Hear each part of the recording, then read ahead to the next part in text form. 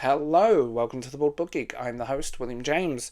I originally was just going to do like a serious video and all of this, and you know what I decided to do? Roast it. Let's just do a comedy roast. So, like, sub, tell me what you think in the comments below. Know that I've drunk a few glasses of wine at recording this, and if you want early access and exclusive content, join my Patreon. But let's roast Bluesky. Here's to another social media site where people can cry.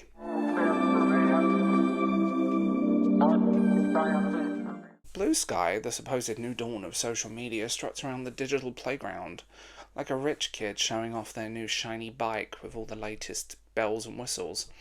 Except instead of wheels, it's got training wheels labelled pro-censorship and a bell that screams "Everybody's special" every time you try and coast downhill.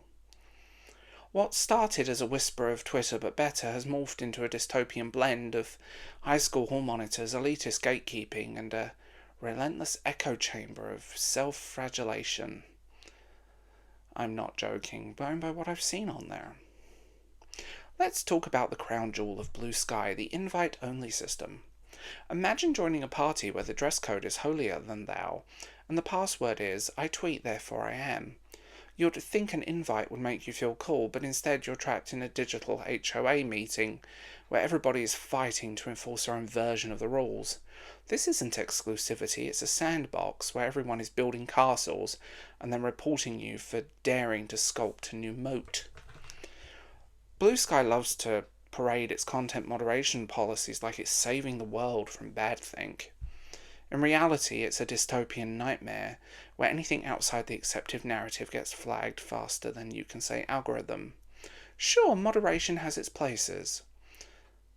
Kind of. But Bluesky seems to think a disagreement is the same thing. Share a hot take, blocked. Post something vaguely critical, suspended.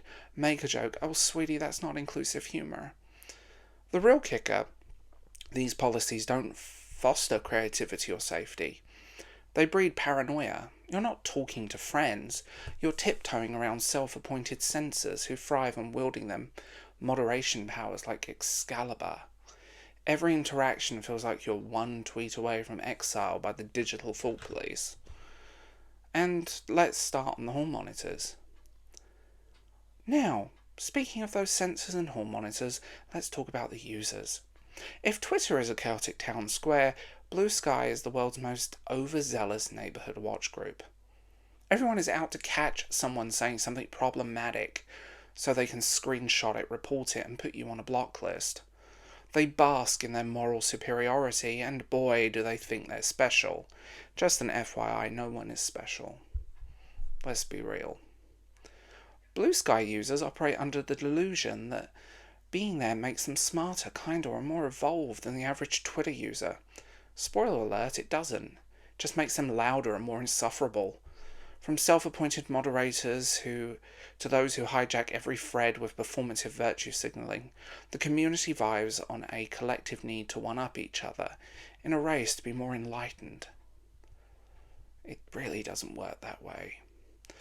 Bluesky users love to toot their horns about being part of a better social network, but what they really mean is a smaller pool where I can be the bigger fish.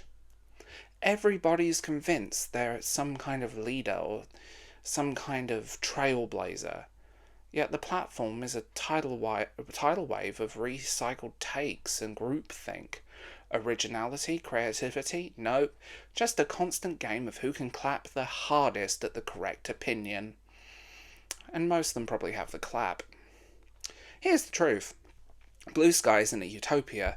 It's a playground for people who couldn't cut it in the Wild West of Twitter and wanted a safe space where the rules are rigged in their favour. It's a place where nuance goes to die, innovation is squashed under the weight of censorship, and let's be real, individuality is punished under the pre-approved groupthink hive mind. Bluesky is less of a fresh start for social media and more of an echo chamber with an exclusivity complex. Its users are so obsessed with being anti-Twitter that they fail to see that they've just made Twitter light. All the cliches, all the same stuff, all the same screaming into the void, waiting to be told how valuable you are to society and that you're making a difference because you use the right hashtag or have the right flag in your bio. If you're not already in their chorus, don't expect to enjoy the sermon. To Bluesky, I say good luck building your utopia on censorship, snitch culture, and self-importance. Oh, it'll implode under the weight of its own sanctity and ego eventually. They all do. And when it does, the rest of us will sit here, living in the glorious chaos of a free internet.